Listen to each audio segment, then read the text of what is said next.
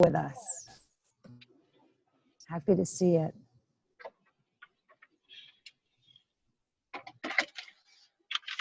I'm going to ask that everybody mute themselves.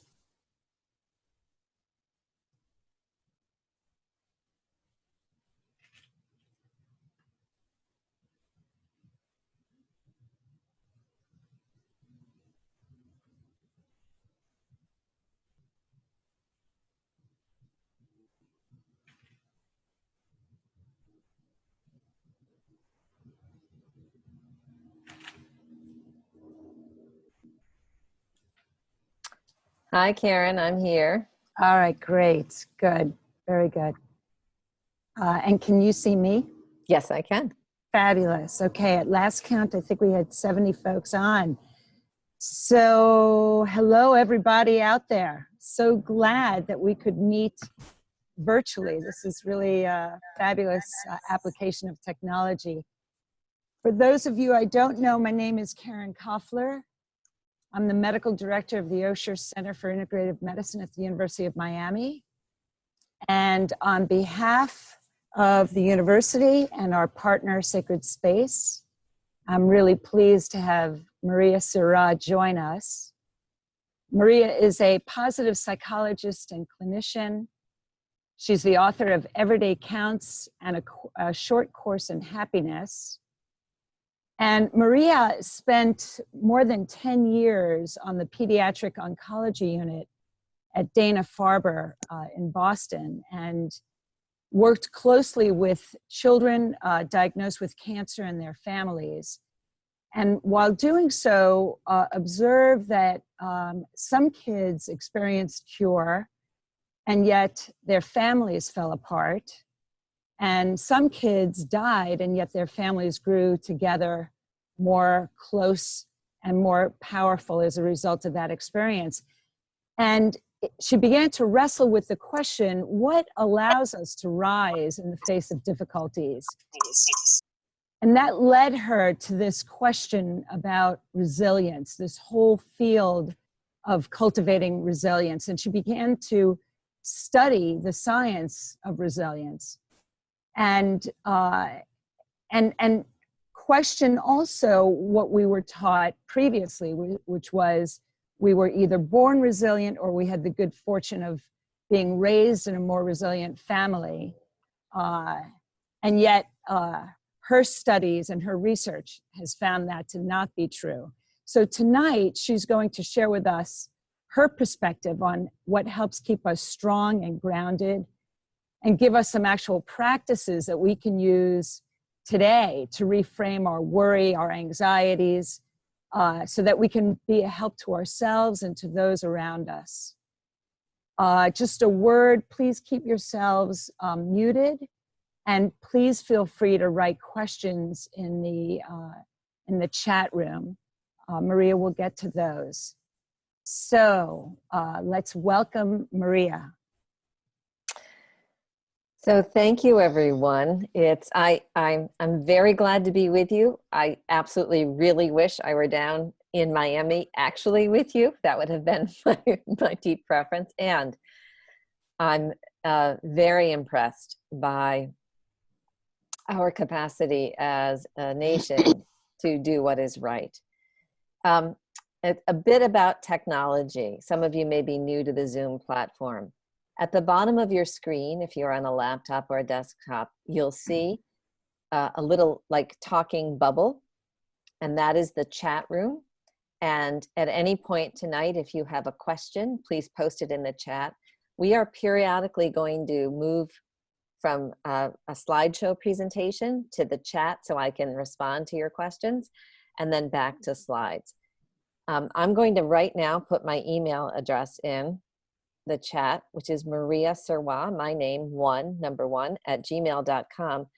And if I don't get to all your questions tonight, or you have a question that comes to your mind tomorrow night or a week from now, you can write to me. My appreciation is that once we are in a learning mode together, we are in this together. So you've got my email in the chat. Please do keep yourself muted. I am going to, in a moment, share my screen, which means I'm going to move to the PowerPoint. Um, and my hope is that you'll all be able to see it clearly. If there's a problem viewing it, do type in. I won't be managing that. The Sacred Space hopefully can help you there. I'll be asking the wonderful women at the Sacred Space to be looking at the chat and checking in. And fundamentally, where we're going to go is we'll start with some perspectives about resilience and then move into sort of real practices, what we call fast skills that you can apply at home or at work or at any time. So welcome, welcome, welcome, welcome, everyone. And with your permission, I'll begin sharing my slides.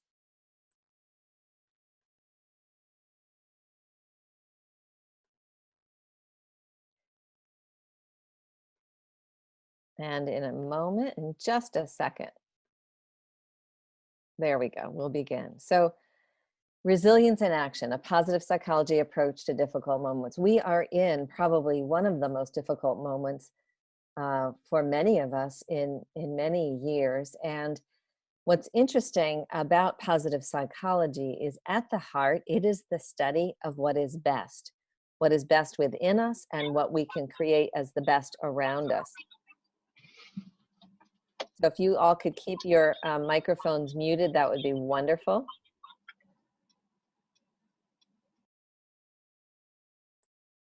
We're going to begin with the metaphor of how do we find the wedding in the day.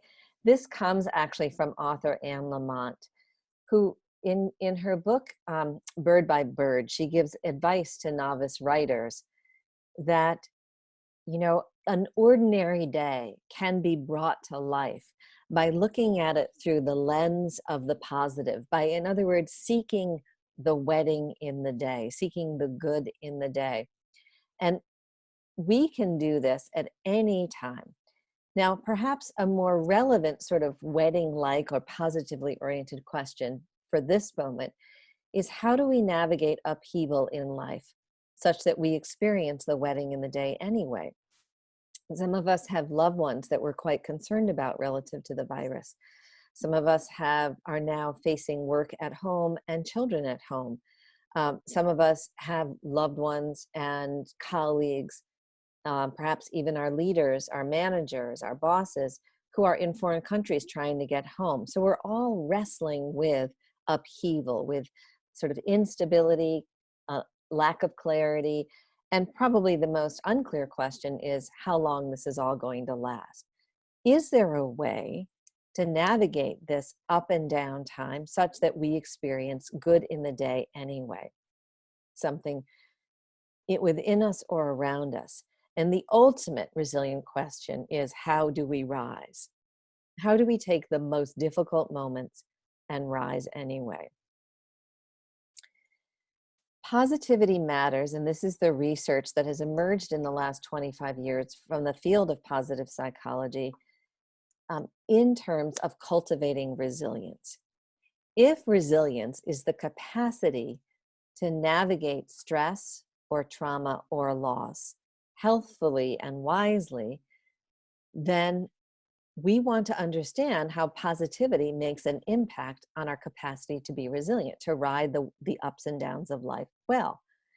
Dr. Barbara Fredrickson from the University of North Carolina offers us an understanding that in positive moments such as moments of wonder, kindness, generosity, creativity, serenity, calm, compassion, meaning and passion, in any one of those moments, laughter, playfulness, awe, wonder, it broadens our ability to take in information from the world. We actually see more. We actually can hold more pieces of data in our mind. We can think more broadly. And our hearts are more expansive. And because of that, we are able to build resources, both inner resources and resources between each other, that elevate our capacity, our strength. So we know we are hardwired as a species for anxiety and fear because those states enable us to survive. We protect against danger. We are also hardwired for all the positive states I just mentioned, and Dr. Fredrickson's research helps us understand that as a species, we are hardwired for positivity because it broadens and builds capacity. So Sonia Lubomirsky and her research team out in California helped us understand that there is a correlation between positivity and success. In our culture, we tend to have the misunderstanding that success makes us happy or leads to more life satisfaction, and it turns out that is only true for a short amount of time. But the opposite is actually true. The more we cultivate positivity and positive approaches, we are more successful at work and at home, in relationships, and in physical health and well-being. Moreover, in particular, we want to focus tonight on what we call positive contagion. Positive contagion is the capacity to influence others around us, to move and behave and think and feel in a state we call grounded optimism, not Disney, delusional, Hollywood, everything's going to be beautiful optimism, but grounded optimism. So as I cultivate the tools and practices that lead to positivity, I create that positive contagion effect around me.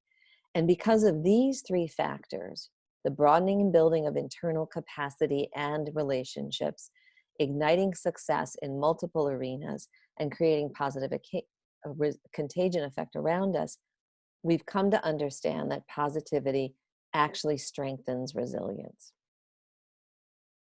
This is Dr. David Cooper-Ryder, who is a world thought leader in the field, trains Fortune 100 executives, has worked closely with the Dalai Lama to cultivate positivity in religious organizations globally, the United Nations. He reminds us that having positive images alone, just imagining the good, pulls us forward into new possibilities that fuel us with hope, put us on the road to finding solutions that help us realize we actually have the power to make things happen. So I'm going to stop the slideshow here and just check in. I want to take a moment and just see how you're doing. I want to check in and see, please take a moment to go into the chat if you have any questions or even just reflections on this notion that creating positive moments or positive experiences internally leads to resilience. So I'll take a pause here and see if there are any questions or reflections on that. The chat box is down at the bottom if you're on a laptop or a computer, and available as that, again, it's that thought bubble if you're on a phone. So any questions, any doubts, any reflections on the relationship between positivity and resilience?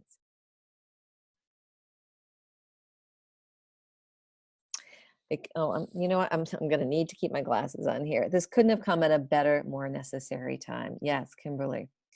So in thinking about this, you're welcome. In thinking about this time right now, I was remembering a novel that I read years ago based on a true story. And the true story is the story of a village in northeastern England called Iam, about 35 miles northeast of Manchester. And in 1665, the bubonic plague came to the village of Iam. And there had been enough plague deaths around the country in Europe that the villagers understood immediately that this was a deadly virus and there was going to be profound contagion. And they made an astonishing decision. And the decision that they made was to close the borders of their village so that no new people would come in and be infected, and so that the people inside the village who contracted the disease would be cared for by loved ones and those they knew. They let no one new in and no one left the village. For 14 months, they kept the boundaries of their village. They had coins placed on the boundary stones around the village so that tradespeople could leave things like food and goods for them. And because they contained the bubonic plague within their village, a gesture of incredible courage and sacrifice, they dramatically slowed the halt of the plague throughout northern England, which actually became the turning point in the dying out of the plague. We are remarkable human beings. And one of the elements of positivity that this example refers to is the ability to cultivate perspective and meaning. Those are both positive experiences. We'll talk a little bit more about that as I refer to the slideshow. All right, we have a few questions coming in. Excellent, you guys. Excellent job. Can you explain the concept of grounded positivity? Yes, Josie. So we know that optimism, hope, make a positive difference, right? When we have hope, when we have a sense of optimism, we are more likely to take action in a helpful, constructive direction. The loss of hope, the loss of optimism puts us into a downward depressive spiral. What we want to pay attention to is we are not seeking to activate positive states that make us happy all the time or overly optimistic, but rather grounded in reality. And grounded optimism has three components to it. The first is that we first face reality as it is. We take in reality. We are in a time of a pandemic. That's reality. Some of us are in a time of job strain. That's reality. Some of us have illnesses, other illnesses that we're wrestling with, or loved ones that we're worried about. Some of us are in a time of deep falling in love, or we're pregnant, or, so we have to first face reality as it is, and then we build in an and on the other side of the and, we take practical steps to create a slightly better future. And the practical tools I'm going to teach you in a few moments help us build slightly better futures. So Josie, that is grounded positivity. Depressive symptoms absolutely influence resilience. Some of us are hardwired. I mean, we cannot help it. Our chemistry, our neurochemistry is wired more toward depression or anxiety, and some of us not. And that will have an impact. Having said that, most people are resilient most of the time, number one. And even if you have a depressive outlook on life or depressive neurochemistry, you can activate resilience by activating some of the tools and perspectives, and others, of course, that I will teach you tonight. Yes. So Abby, we don't want to ignore, great question. We don't want to ignore the normal hard feelings. 2 days ago, I was sad, and I was sad all day long. I was sad, I was anxious, I was sad, I was anxious all day long. We want to build in our ability to face our feelings as they are, to face reality as it is. But we don't want to just stop there. The most resilient of us build in that and take action in a positive direction. So yes, we don't want to ignore the normal hard feelings. This is not going to be an easy time for us. And we can cultivate resilience. Absolutely, Tyler. I am completely in support of you. And Carmine, there is a tremendous contagion of negative ideas also. So it is up to us, if we want to be in environments that support our growth, our resilience, is to contribute to that environment by also cultivating the positive. Again, a grounded optimism, not delusional, fantasy, happy optimism, grounded optimism. Thank you guys for these questions. I'm going to move back to the slides now.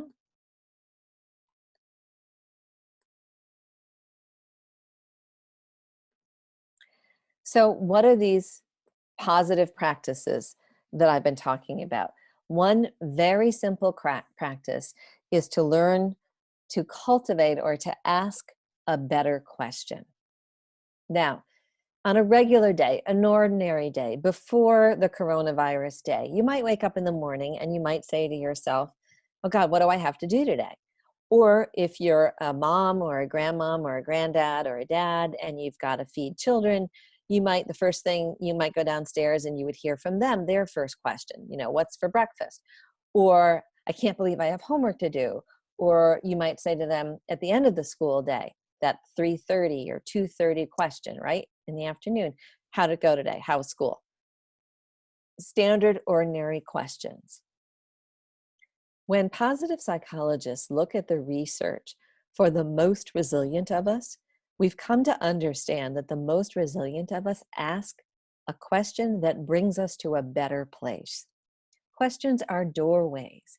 If I ask a 10-year-old how was school today, I'm likely to get or fine, or why do you want to know, or it was the same as every day. But if I ask a 10-year-old what was the best moment of the day, I'm in a completely different conversation. Today, given what we're facing, here are some of the best positively oriented questions that we could ask that move us toward that slightly better future while honoring and facing reality.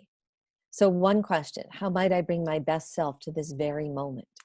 Whatever the coronavirus has brought you in terms of stresses and strains, in terms of worries and upheaval, in terms of social distancing or isolation, how might you bring your best self to this moment? That is the essential resilience building question. Another great question to ask, particularly if you are managing a family, managing a team, managing an organization: how might I help change this challenge into a sense of opportunity? I was on the phone yesterday with an organization, a national organization, an advertising company. They have employees all over the country who are now being told to work from home. Some of them might actually be able to meet and greet each other periodically in small groups of 2 or 3 to get work done, but most of them are going to be home alone over the next extended period of time. And the question I invited the executive team to consider is: how might every single one of them help turn this challenge into opportunity? And immediately, one of the executives reminded everybody that one of their deep values is gratitude and appreciation. And couldn't they, in their every morning sort of staff check-in phone call, begin with an appreciation, right? So that's this tiny example of the door opening to a slightly better future by activating the value of gratitude in order to change challenge into opportunity. Many of us, I'm looking at this third point now: what good grew anyway?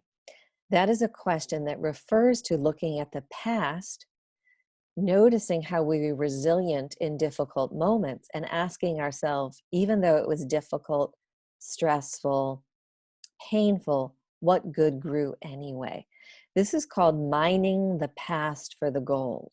Mining the past for the gold. And I was reflecting this morning that my Sicilian grandmother immigrated here, not speaking the language, as a teenager, lived through the Depression, 2 world wars, Vietnam, Korea, earned a living making pennies sewing gloves at home while she raised 7 children. You know, what good grew from my heritage, from my lineage, is the fact that I know I am genetically programmed for her kind of tenacity and courage. So if she could do that, I can live in social isolation for a while. I can be protective of those I care for. What good grew out of my past is this notion of perseverance and courage. And then finally, another better question is: how can we enjoy each other even under the stress of this and get our work done? That is a very practical oriented question. So the first practice has to do with changing the questions we ask. I'm going to stop here and go back again and check in to see if any questions are emerging about this very practical tool or technique: changing the direction of the question.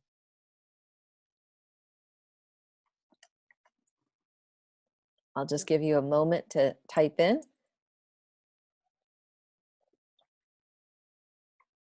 And it looks like we have 100 people here tonight. What a wonderful, wonderful gathering. Thank you so much, everyone, for taking the time out of your evening to be here.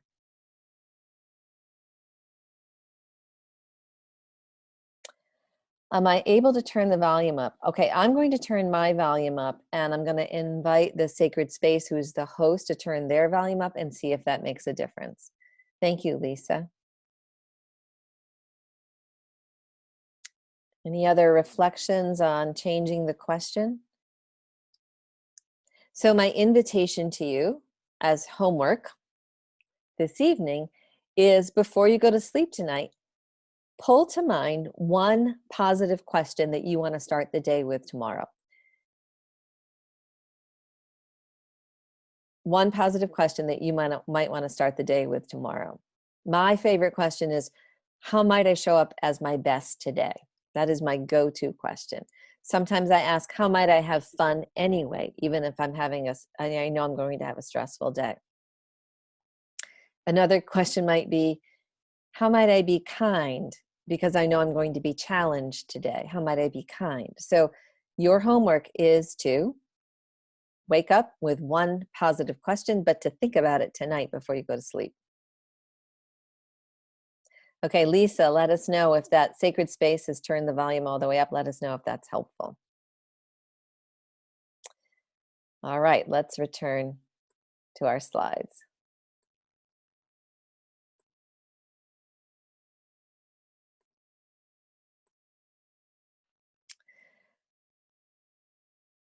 So, another practice, this is our second practice. We want to integrate the positive through appreciation, through changing how we see. Okay, so this is essentially a gratitude practice. Oh, I'm glad, Lisa. This is a gratitude practice. So we want to change how we see. We literally want to invite you to begin to see the world a little bit, just a little bit more, through what we call Monet eyes. The artist, the French Impressionist artist Monet. He saw everything from this lens of beauty and softness. And one day I was standing out front of a retreat center. I wasn't able to sleep well at all that night. I woke up ridiculously early. It was like 4:30 in the morning, and tried to go back to sleep, couldn't. And I decided I would go outside and stand out on the great lawn overlooking the lake, and come to see the sunrise. There were actually a couple of people out there that evening also watching the sun. And as the sun began to rise, there was a layer of cloud, and then a layer of light, and then the ground. And there must have been, in a moment, a bend in the light. For in a heartbeat, suddenly everything was pink.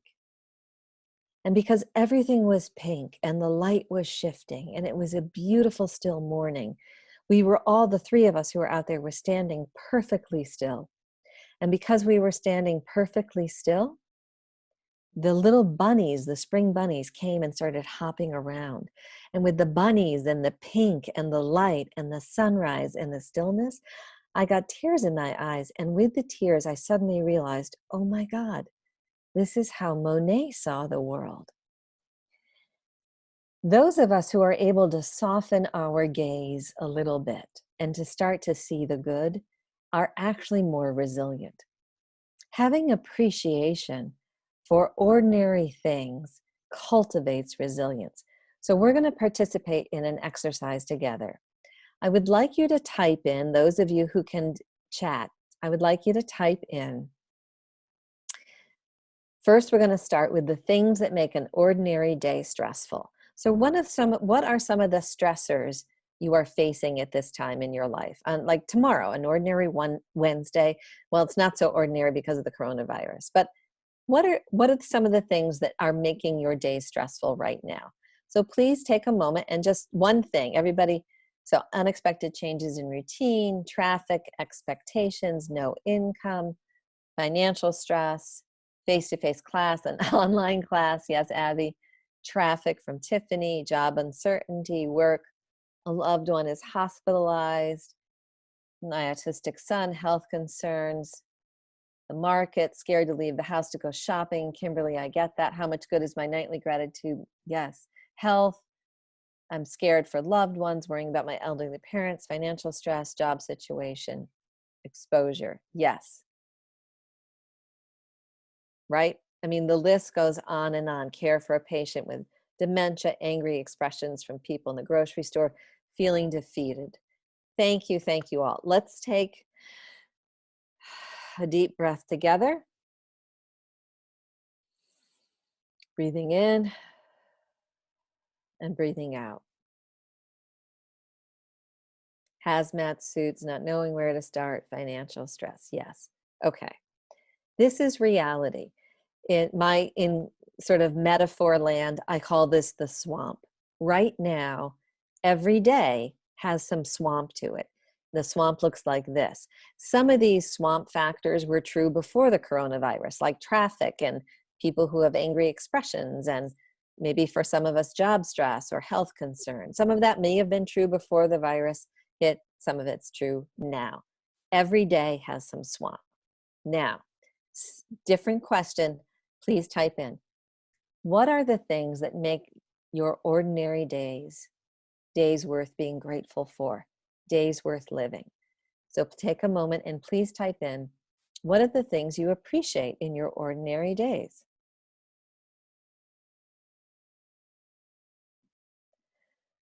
Beautiful sunsets, walks by the water, stenosis riding my back, my family, loved ones, shadows in the street, pretty leaves, my daughter, birds in the sky. Oh my God, it's popping up so fast. Fresh air, the laughs of my daughters, hugs with my husband, clarity of plans, talking, laughing with friends, family and friends, a kind glance, beautiful weather, walk with my cuddles, sitting on the porch, my cats, the beautiful blue ocean, my wife's love, Carmine says, right? Gorgeous, ocean breeze on the beach. Exactly. Okay, the soft breeze. This is what we call the pond. Every day has a pond. Now, if we had been able to gather together, what I would have done is drawn a circle and put the swamp words in there, and then a pond, a second circle, and put the pond words in there, and I would have held them both up in front of you, and I would have asked you what you would have noticed. And what you would have noticed is the following. Number one, every day has some swamp, and every day has some pond.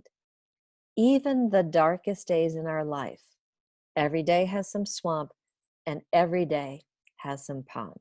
Number one. Number two, we can fill both. There is plenty of evidence for both. This is reality, right? And number three, what you would come to understand, even with those beautiful pink clouds, is that it's the same day. It's the exact same day. A regular Tuesday that we're facing now, before the virus, now, what's going to become ordinary, the new normal, they're going to have pond elements and they're going to have swamp elements. Tomorrow, your Wednesday, is going to have pond elements and swamp elements. Here's the key. The most resilient of us, think Viktor Frankl in the Holocaust, think Nelson Mandela in prison for 27 years, think Malala Yousafzai with a death threat against her.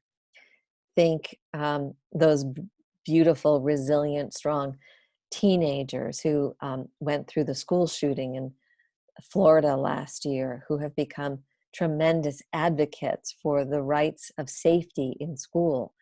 The most resilient of us appreciate that there is a swamp, manage the swamp, try to fix the swamp, and they spend more time and attention on the pond. They consciously, mindfully look for the good. They consciously, mindfully appreciate all those beautiful elements that you've listed in the chat room. Today is Monday. Oh my God, see, thank you. Okay, there's evidence of the swamp. There's no perfect, right? I completely got that wrong. It's Monday, it's not Tuesday. Thank you. Permission, right? Permission to be human and permission to laugh at myself, right? Permission to be all of this and together. Having your groceries delivered while listening to a positivity seminar. Beautiful, Lisa. The most resilient focus on the good. So here's the second tool I want you to practice. So if you could mute yourself, whoever is unmuted, that would be great. Thank you. Thank you. Thank you. Okay, second tool. First is come up with a positively oriented question before you go to sleep tonight. Second tool. I want you, for the next 30 days, it's an invitation. It's not a demand, but it's an invitation to go to sleep. And before you go to sleep, ask yourself this question. What was the best moment today? What was the best moment today? Now, if we all typed in our best moments today, we would see a huge variety. So for some of you, the best moment was that morning cup of coffee. For others of you, it was a hug from a friend or your daughter or your partner or your wife, your husband. Some of you would have had maybe an unusual, serendipitous, miraculous kind of moment happen. Finding grocery items a friend needed, wasn't able to get, right? That's the best moment of the day. I took a walk, and the best moment was getting the smile from a new neighbor, right? Toilet paper maybe was the best moment today, having toilet paper in your house, right? This meeting, waking up with energy after weeks of feeling sluggish. Gorgeous, you guys. Now let's imagine for the next 30 nights, just 1 month, you go to sleep, and right before you close your eyes, you ask yourself, what was the best moment today? You bring it to mind, and then you just savor it. You don't even have to write it down. You just savor it, right? Here's what would happen if you did this practice 30 nights in a row. Number one, you would really truly learn, not just intellectually, but you would really truly learn and absorb that every day, even the hardest day, has a best moment. Number two, because you have to do your homework at night, you will be actually in the day looking for good moments. And guess what happens? When you're in the day looking for something, you find it. If you're in the day looking for reasons to be miserable, you will find those. But if you want to cultivate resilience, you want to be in the day looking for good. We're not making this stuff up. It all happened. Everything that you've written down, everything that you appreciate in your ordinary days happened. It's reality. We tend not to focus on them, however, and we tend not to savor them. And again, the resilient of us in life savor the good. We bring attention and appreciation to the good. The third thing that would happen if you were to practice best moments of the day 30 nights in a row is that your neurochemistry would begin to change. We make new neuronal connections throughout our lifespan. Every single person on this call is making new neuronal connections. When we do things in new ways, we trigger the wiring together of neurons in new ways. If I have a sort of organically depressive, anxious, or pessimistic brain neurochemistry, I have patterns and neuronal connections in my brain that are pretty hardwired together to keep me seeing things depressively and pessimistically. So I want to do what I can to shift my brain to be more facile, more easily receptive to positive experiences, positive thoughts, positive emotions. To do that, I can do this by building in neuronal connections and wiring them together strongly by repeating them, by creating the habit, in other words, of thinking in more positive directions. This practice, best moment of the night, 30 nights in a row, will begin to trigger your brain to land more easily in positive states, positive experiences, and savor them. So you're building a better brain while you're building in a habit of paying attention to the good. Now, the fourth benefit that will happen if you do this best moment of the day practice, you will start to see yourself shaping your day a little bit every day. You see, resilience isn't something that just comes to us or is given to us. It is actually, it's like a muscle. It's actually something that we build from inside. We tend to say resilience is an inside job. It's something that we need to strengthen within ourselves. So devoting ourselves to these small practices that shape a slightly more positive experience in the service of a slightly better future is actually us leading ourselves personally by shaping our day a little bit in the excuse me, in the direction of the good. Excuse me, my throat's a little dry. Okay, so the practice is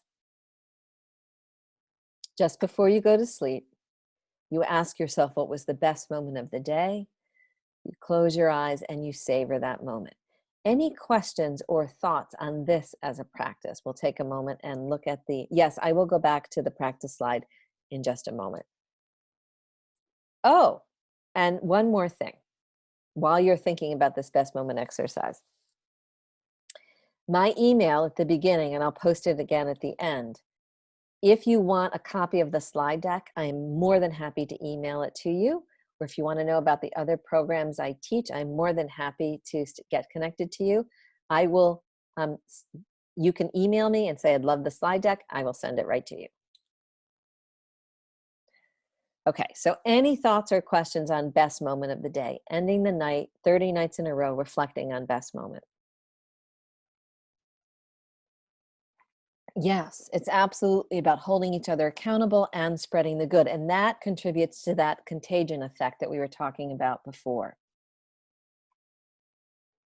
I love that it's an easily taught, easily applied, efficient, and very impactful practice. Anybody in this classroom who wants to positively influence young children in your lives, it would be the kiss of death to go home tonight or tomorrow and say, hey, we need to be more positive in this family, right? That is not going to go anywhere. However, you can create a more positive environment and build in that contagion effect by starting to live out these practices. So if you have an evening, maybe you want to influence your partner or your spouse. Maybe you want to influence your in-laws who are living with you or the elders in your life, right? Start asking people, hey, what was the best moment of your day? And let me tell you about mine. Start developing the habit of asking these positively oriented questions to, again, cultivate that contagion effect. It builds confidence and valued self-work. You're going to share it with your family and patients, absolutely. Oh, I'm so glad, Kimberly. Carmine, what you're going to discover, if you go into the day tomorrow, which is Tuesday, not Wednesday, if you go into the day tomorrow looking for the good, you're going to be surprised at how many best moments there are. It's absolutely amazing how much good there is out there. Okay, let's go back to our slides.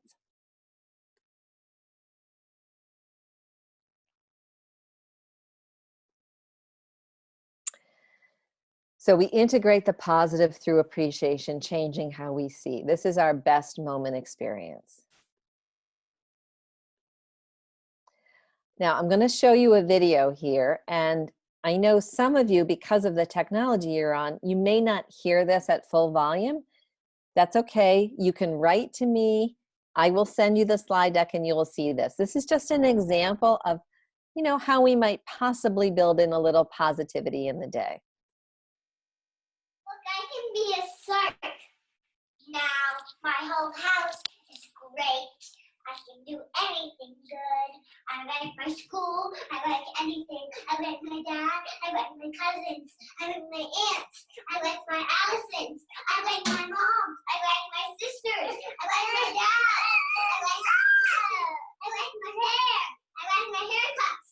I like my pajamas. I like my stuff. I like my rooms. I like my whole house. My whole house is great. I can do anything good. Yeah. I can do anything good. Better than anyone. Better than anyone. So this is evidently how Jessica wakes up and starts her day. This is a video that was available and went viral on YouTube a few years ago. And even just, I've seen it 100 times, even just watching it reminds me that we have a choice. We have a choice how we begin our days.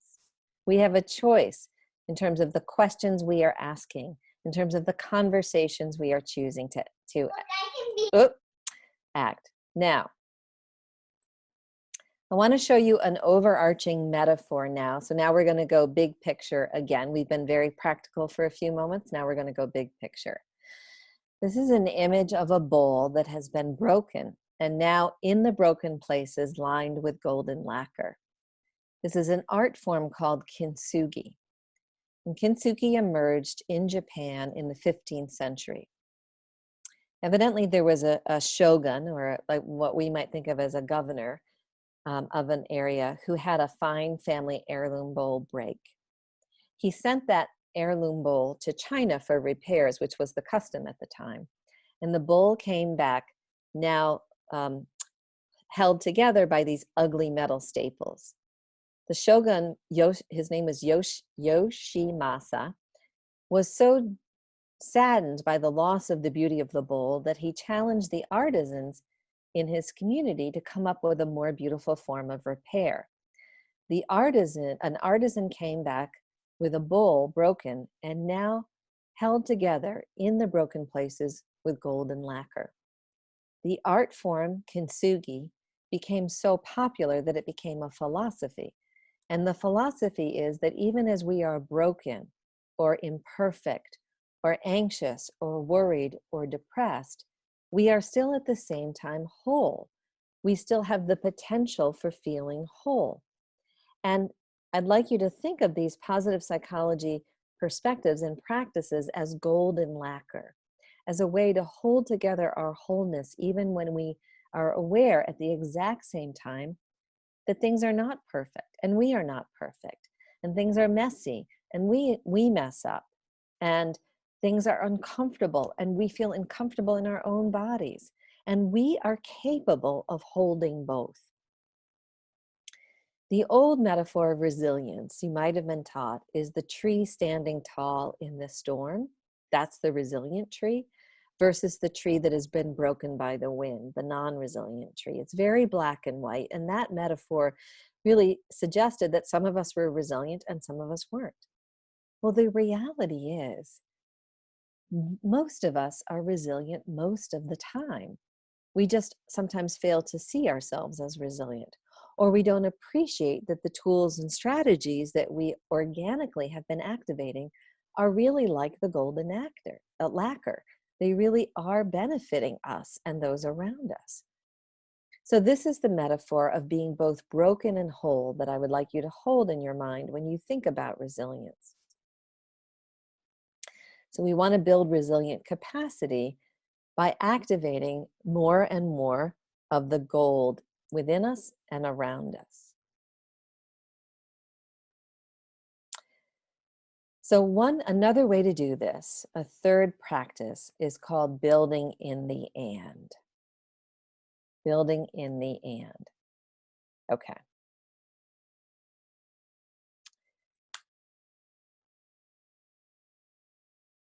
I'm just checking in. I like Jessica. I'm not sure who. Oh, Jessica, yes, the little girl. You're right. I love her. Oh. Okay. So building in the and. What I'd like you to type now in, if you're willing to play, is a negative thought you might be having, either about yourself, about the world at this time.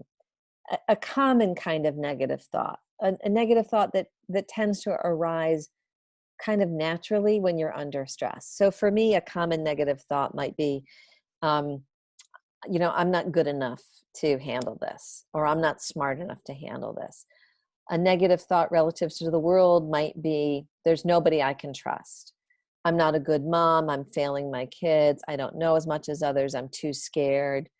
Yes, keep going, you guys. And you don't have to write it in the chat, but I would love it if you would all just take out a piece of paper and just write down the negative thoughts. I'm afraid, the world is ignorant, I'm not doing enough, I'm not strong enough, I'm not skilled enough, I'm imperfect, this will never end. Lori, yep, I've heard that.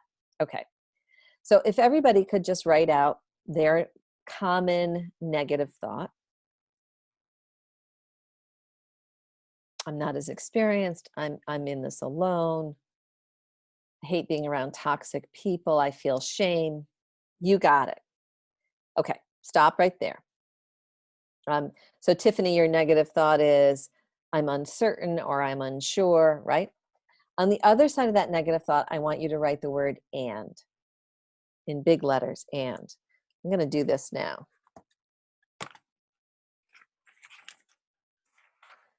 Taking out a piece of paper. So I might write, I'm not good enough. And then I'm going to write the word and. Right? That's probably backwards for you, but you get the point. Okay.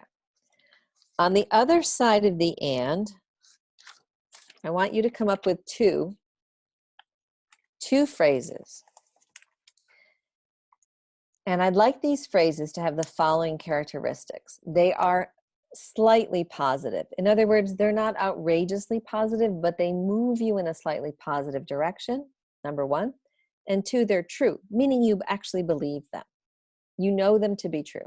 So for me, I'm not good enough, and I know I'm not in this alone, and I can ask for help. And I've had that thought my whole life, and I've learned that it's not relevant, right? So those are the two immediate positive thoughts that came to mind. So it's just an experiment. Just take a moment, see if you can come up with at least one positively oriented phrase that you know to be true. If you feel like it, type some of them in the chat, please.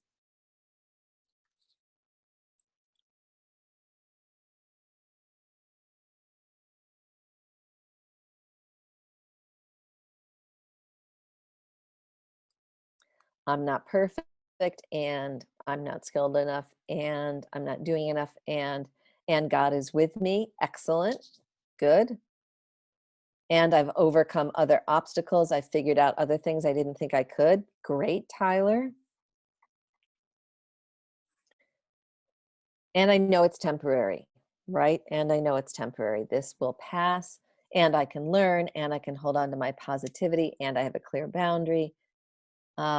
I don't have to be a star. I love that.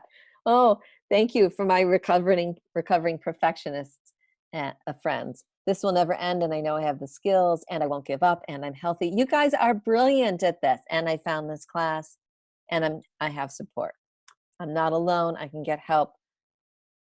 Yes, yes, yes, yes. Gorgeous. Okay. Here's what you have done. Think of the "and" as one of those golden lacquer lines, right? I can do this. Yes. What you are building in is what Dr. Karen Rivich at the University of Pennsylvania calls cognitive flexibility.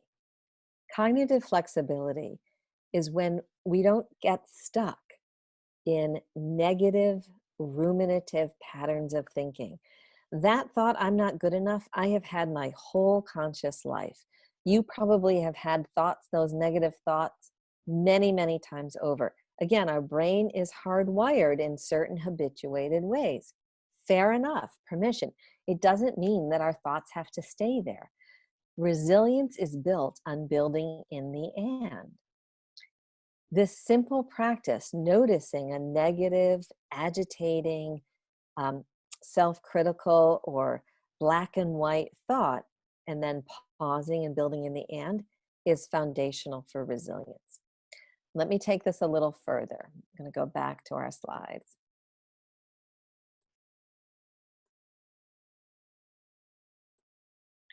You see, many of us are in the habit, without realizing it, of often jumping to conclusions, maximizing the negative and minimizing the positive, taking things personally, externalizing. Externalizing is taking no responsibility. It's like blaming the world, blaming the ref, blaming your parents, etc. Mind reading is when we make assumptions about people, about others, without asking really what's going on. We just judge them and make assumptions about them, or we expect them to read our minds without telling them what we're really thinking and feeling. Catastrophizing, when we blow things up, blaming and shaming. Or emotional reasoning is when we let our emotions cloud our judgment. Every single human being, including the Dalai Lama and Thich Nhat Hanh, have some of these. We all do some of this. We're hardwired in this way. But we don't need to stay here. You see, the problem with jumping to conclusions and taking things personally and catastrophizing is that it creates a negative downward spiral. That pessimistic thought then becomes a difficult feeling. We feel sad or guilty or depressed or hopeless or despairing or jealous or anxious. And those negative feelings, along with that negative thought, cause us to activate non-resilient behavior. We strike out, or we isolate, or we damage others, or we we throw things, right? So we want to increase optimistic thinking and resilience by not staying stuck here. So Dr. Rivich has come up with 4 prompts. Now, again, this will be in the slide deck. So if you want the slides, you can write to me at my email. 4 prompts that help us build in that and. So imagine you have a negative thought about, I'm never going to figure my way out of this, right? I'm never going to figure my way out of this. Well, you could ask yourself, and a more accurate way of seeing this is fill in the blank. Or I don't understand why my colleague who's working from home won't talk to me. Or I don't understand why my relative who is isolated, self-isolating down in Georgia won't talk to me. Well, another possible explanation is my thoughts aren't necessarily true for those of us who tend to be mean to ourselves inside our head, like I'm not smart enough, I'm not good enough, I'm not fun enough, I'm not a good enough mom. This 3rd prompt is really helpful. My thoughts aren't necessarily true because, and then you list evidence from the past, right? That take you out of that negative downward habituated spiral. Or a 4th prompt, a more likely outcome might be or is, right? So these prompts helped us shift our beliefs toward increasing optimistic thinking. Notice none of these prompts lead us to think that everything is going to be perfect or everything is going to be just fine for everyone, because it's not. But it does help us move away from catastrophizing or taking things personally or jumping to conclusions unnecessarily. So let me take a pause here and check in. Yes, many of us do all of them, Kimberly, fair enough. What comes to mind now that we're talking about building in the and? Does it make sense? I want to make sure that it makes sense to you as a tool. And also, how do you think it might help you? If you were caught yourself jumping to conclusions or taking things personally or maximizing the negative and minimizing the positive, how might building in the and those using those prompts, how might they help you? So I'll take a moment. Absolutely helps us see the other side. Remember, the swamp and the pond are always there, same inside of our head. They're always available to us.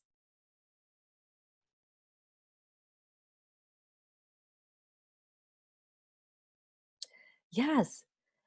If I emailed a colleague, which I did on Friday, didn't hear from her, didn't hear from Saturday, didn't hear by Sunday, because I have a negative ruminative mindset, I'm thinking, oh my God, she's mad at me. She doesn't like, I've jumped to all these conclusions. I've told all these stories. None of them were true.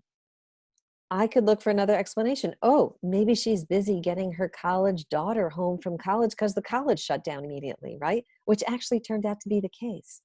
But I couldn't come up with that story, that positively oriented story, that groundedly optimistic story on my own. I needed the prompt, and.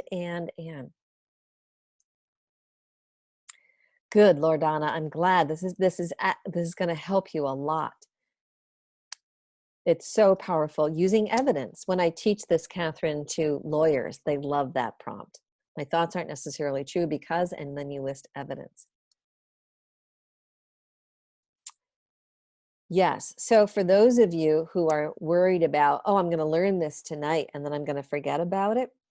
Here's the thing. We don't learn anything unless we practice it. Just like riding a bicycle, just like learning to fly a kite. You have to practice the thing. We can't ask ourselves to suddenly become more resilient or have a more positively oriented mind without practicing positive practices, right? So as we're going through tonight, I hope you're capturing the 1 or 2 ideas that are really striking home for you, writing them down, and then I'm going to encourage you to practice them for the next 30 days, just once a day. Just reflect on best moments once a day. Just build in the and once a day. but hold yourself accountable for it for 30 days. In that way, you start to see yourself as the kind of person who shapes your behavior in a positive direction. And that becomes this positively self-reinforcing habit. Yes. And Christina, to your point, you want to apply the practices any day. Like if it's a regular, ordinary, or if it's a basically okay day, or if it's a super stressful day, you just want to do it. Like you guys all brush your teeth probably at night. You don't have to force yourself to do it. It's a habit. You want these positive tools to become a habit just like that. It's just something you do. It's part of who you are, right? And that will take time, and it will help you get through the swamp of the coronavirus. Not every day is going to be easy. Not every day is going to be an uplifting day. And there are going to be hard days. And we always have a choice how we respond, what we do with our thoughts and our feelings. Exactly. When you change the way you look, the things you look at will change. Right. And Carmine, you're discerning truth from fantasy, illusion from false beliefs. That's beautifully said. The story I had in my head over the weekend that my colleague didn't like me or was mad at me, that was fiction. I was just making that up. I had no evidence to support that, right? And another way of seeing this, another way of responding. Okay. You guys are doing great. We have just a little bit of time left. I'm just as a reminder, I'm going to type in my email address again. mariasirois1@gmail.com. Oh, let's see. Nope. I want to do this for everyone.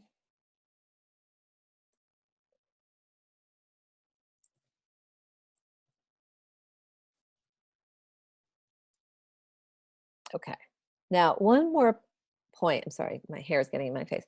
One more point about remembering and reinforcing is that it really helps us to have a buddy on the journey. We often recommend that if you have what we call an accountability partner working with you, meaning somebody who's willing to text you or just briefly call you every day for the first 30 days and say, are you doing your practice? Whether it's the and or the best moment of the day or a positive question. Are you doing your thing? And then you text back, yep. Then you're like, yay. Or they say, are you doing your thing? No, not yet. And then you text back, when are you going to do it? And you go, I'm going to do it at 5 tonight during dinner. And you're like, yay. Right? So an accountability partner just holds you accountable. You don't need to get into the gory details of your day with them. They're not necessarily your coach or your therapist or your best friend. They're just someone who holds you accountable. And that will increase dramatically by like 65 to 85% your chance of success. So the fact that we are here and listening shows we are proactive. You've got it, Wendy, and have self-care as a priority. Every day is a new opportunity. Yes, yes, yes. Shazam. Absolutely. Okay. Let's continue on with our presentation.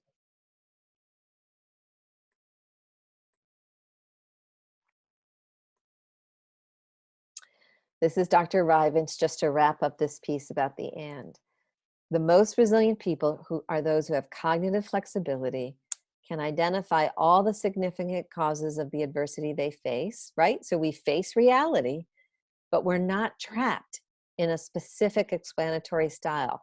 In other words, we're not trapped in jumping to conclusions or taking it personally or emotionally having emotions cloud our judgment or maximizing the negative. We aren't trapped there. We have a better place to go. And that's building in that and using those prompts. This is what it means to build resilience. Okay, there's one more thing I want to teach you this evening. And this is about activating our character strengths. Character strengths are those qualities within us that when we activate them, they bring goodness to us and they bring goodness around us. what you're looking at is a word collage of 24 top character strengths that have been researched and analyzed robustly. And when I mean robustly, I mean internationally, in organizations, in school systems, in families, in individual health and well-being, through the researchers in the VIA Care Institute on Character. That's that website at the very bottom, viacharacter.org. In the early 2000s, Martin Seligman, who's the head of the University of Pennsylvania Master's Program in Positive Psychology, and his colleague Chris Peterson began an 8-year study project to try and articulate the highest qualities of humanity across race, across gender, across age, across geography, across socioeconomic status, and across time. Meaning that 4,000 years ago, these qualities and characteristics were understood to be elevating for individuals and for all of humanity, just as they are today. If you go to the website at the bottom, www.viacharacter.org, there is a free, they call it an inventory or a free survey that you can take, and they also have one for young adults. It takes about 15 minutes. And after taking the survey, up pop these top 24 character strengths in rank order with description. It tells you, in other words, what your top strengths are. Now, why is it important to know our strengths? Look at this range of insanely, powerfully, beautifully researched benefits of leading from our character strengths. Number one, it improves performance at work or at school. It improves engagement and overall quality of life. When I lead from the qualities within me that are good and strong, I feel better about my life. They help us achieve our goals. They increase our capacity under duress. This is resilience right here. They accelerate a sense of clarity about who we are and calm. They preserve our health, and they decrease the likelihood of burnout. When we focus on our strengths, there's a higher potential that will grow than if we're focused all the time on our weaknesses. And this is especially true if we're trying to raise children, if we manage others. There's a greater potential for growth than focusing on weakness. Character strengths elevate more successful team and home relationships. They build confidence, and they overall increase our happiness. Now, I'm going to put the word slide back up for a second. I'd like you to take a moment and look at all these words and phrases, and pick the 2 or 3 that you know are true for you. That these are 2 or 3 of your top strengths. I want you to make a note of them because I'm going to ask you to write them in the chat. So what are 2 or 3 of your top strengths?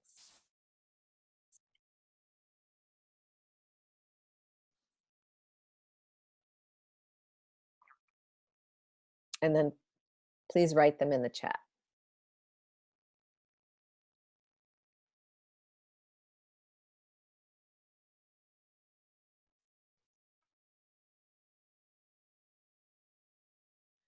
I'm just going to keep this up here for another like 30 seconds. Okay. And I'm going to stop the sharing. Excellent. Okay. Let's look at what, oh my God, look at you guys. You guys are amazing. We've got Teresa and Tiffany and M. Shafel and Mari and Batya and Lisa and Nancy, Stella, Kimberly, Vanessa. Look at you. Okay. Excellent. All right. So a couple of important points. Every single human being has character strengths. Even the person who most annoys you in life has character strengths. Number one. Number two, when we activate our character strengths, all of those incredible benefits that I listed begin to accrue. This research is without question. It has been replicated internationally around the globe. It is a driving force in success in education, at work, and in family systems and communities. We all ought to have gotten character strengths education as part of our math and reading and history and science in elementary school. And that is happening globally, by the way, in many places around the world. We all have character strengths. When we activate them, we activate resilience, because leading from our character strengths builds in capacity, tenacity, clarity, and a sense of calm. It gives us a plan, in other words. So let me give you an example. In 2011, my younger brother died of stage 4 pancreatic cancer. He was diagnosed in December and died 2 months later in February. He was 48 years old. We all knew he was going to die because when he was diagnosed, the cancer was already everywhere.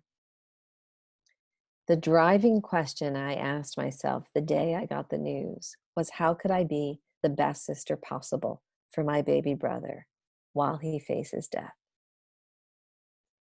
On that first plane ride down, he lived in North Carolina, I live up here in Massachusetts. On that first plane ride down to be with him the very next day, I did what my professor had taught me. I took out my character strengths and I asked myself, which of these strengths is most going to help me now? Which of these strengths is most going to help me be the best sister I can be? And the one that popped out immediately was perseverance. I persevere. I don't give up. It is absolutely true. I am a dog with a bone. So I decided that however long my brother was going to live through this, live while dying, I was going to persevere, and I was going to do so by asking Johnny 2 questions each day. I would either be with him or I would text him, what do you need and what do you want? And I would do my best to fulfill what my brother needed and what he wanted. It wasn't always successful. It was definitely not always easy. But every day, for a little bit each day, I persevered in being the best sister I could be by asking those 2 simple questions. What do you need, Johnny? And what do you want? So perseverance was a core strength for me. What I'd like you to do now is think about what strength of yours is going to most help you navigate, let's just say the next week, just the next week of the coronavirus experience. Which one of your, thank you, Kimberly, which one of your strengths is most going to help you move forward? I don't want you to pick the strength you think you should be good at. I want you to pick the strength that you love, that you know is a great strength for you. So think about that for a moment.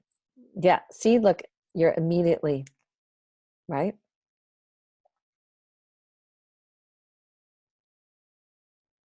Beautiful. Yes, yes, yes, yes, yes.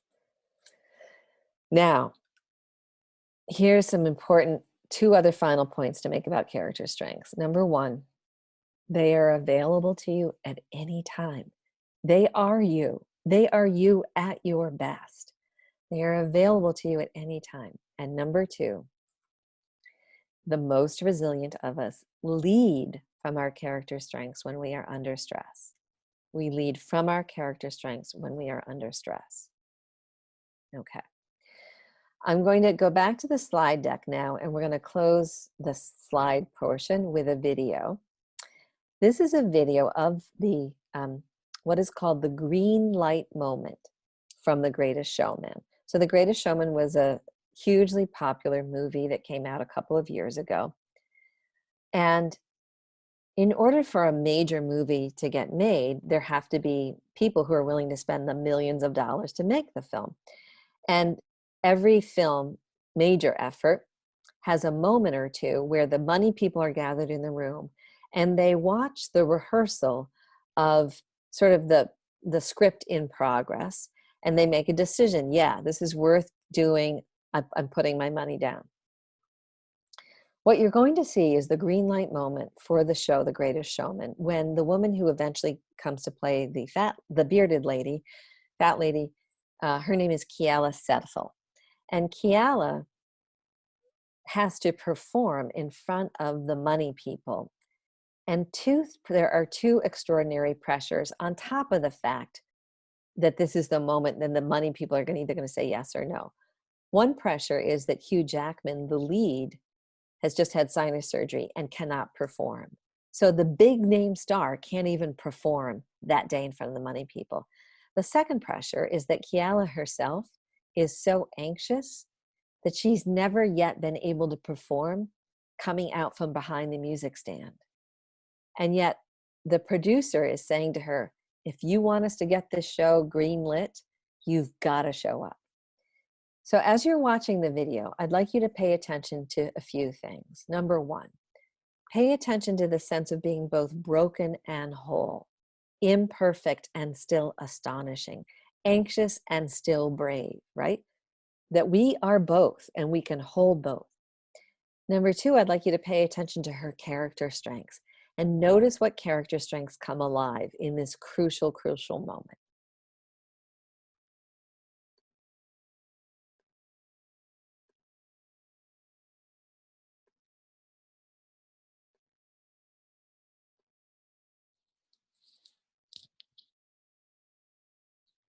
Benj and Justin had just written this new song called This Is Me. And we knew that it was going to be the anthem of the film, but no one had heard it before. And no one had heard Keala sing it live. Keala, who I didn't even want to come out from behind the music stand. I didn't. I kept saying to her, just step out because this is your moment and you have to step out into the ring, metaphorically, because that's what you're doing. And you got to stand right there in front of everyone and just belt this out. And I didn't want to. In fact, I stood behind that music stand until the day of that presentation. There was a moment in the song that I actually was so scared that I had to actually grab Hugh's hand so that I had somebody to hold on to. And then we got to the end of the number. And all I remember is just deafening applause. It was a sort of otherworldly experience. It was one of those moments that will stay with me the rest of my life. Unfortunately, we filmed it. I'm not a stranger to the dark. Hide away, they say, 'cause we don't want your broken parts. I've learned to be ashamed of all my scars. Run away, they say, I wanna love you as you are. But I won't let them break me down, 'cause I know that there's a place for us. Glory of glory.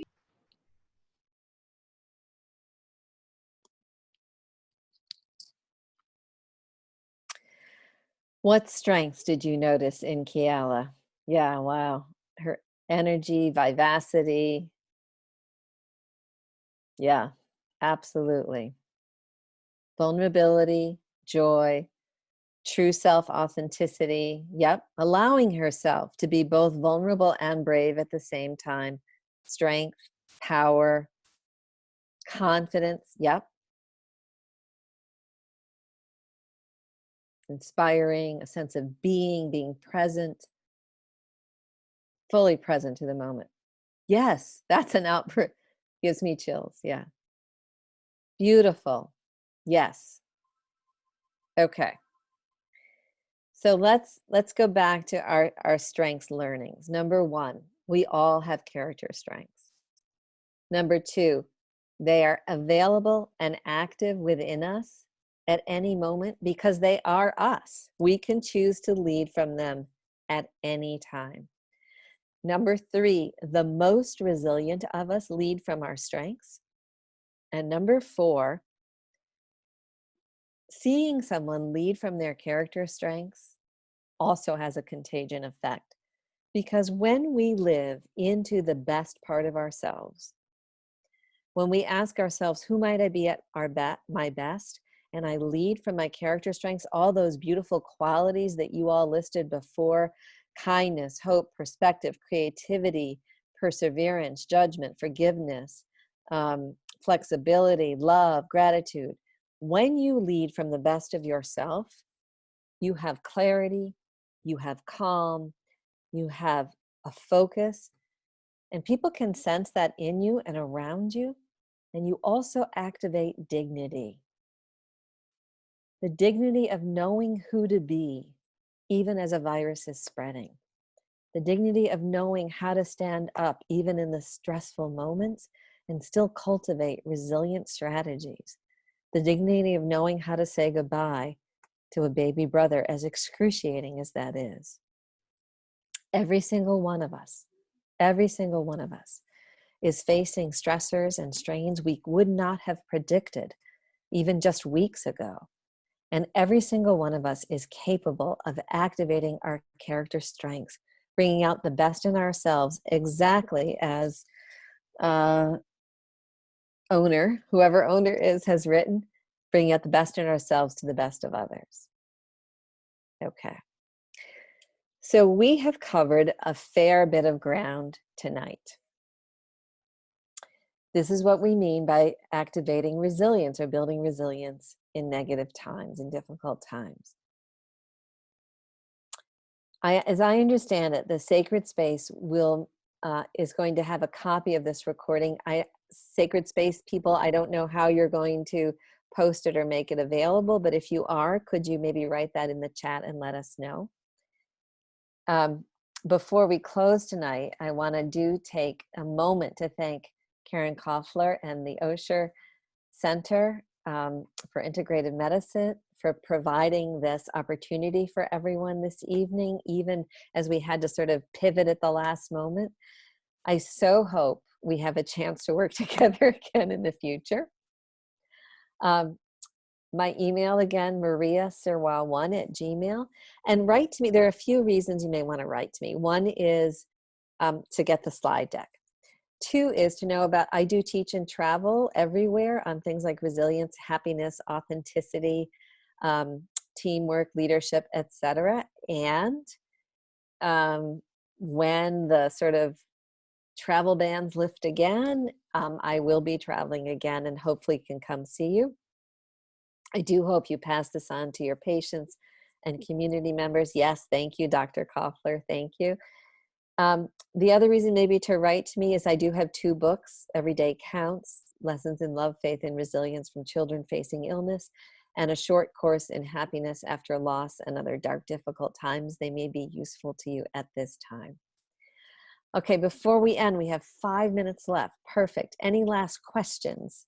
Thank you for all the gratitude. Any last questions or reflections? Do use the tools. It isn't, you guys, it isn't enough just to learn. We have to actually practice. Timely, I hope so. Yes, Shelley, I hope so.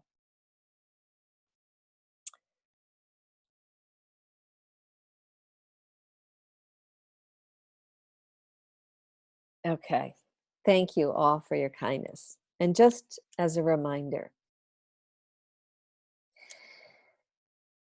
in 1666, a village of people enacted the most profoundly courageous and self-sacrificing act in order to protect others and in order to keep love surrounding those who were going to be diagnosed or experience the plague in their town. And because of them, they slowed down the progression of the disease. Every single one of us has within us, within somewhere in our lineage, a kind of courage and perseverance and resilience that we can lean on in this time. So there are things that come to us from our lineage. There are things that come to us from our genetics. Our character strengths are part of our DNA. They are already here. And there are things that come to us from the wisdom of others who have suffered and risen, just like those families Karen referenced I saw who lost children through cancers and other blood diseases. And yet, as their child was dying, they grew as a family, and the child was able to leave this world from a place of incredible love and care. We are astonishing. I invite you to cultivate positivity, build in the and, leverage your character strengths, and stay connected to organizations like the Sacred Space and the Osher Center, who are absolutely here in this world to elevate all of us. I cannot thank you enough for participating on this Monday night, and I wish you all best. Thank you all. Good night, everybody.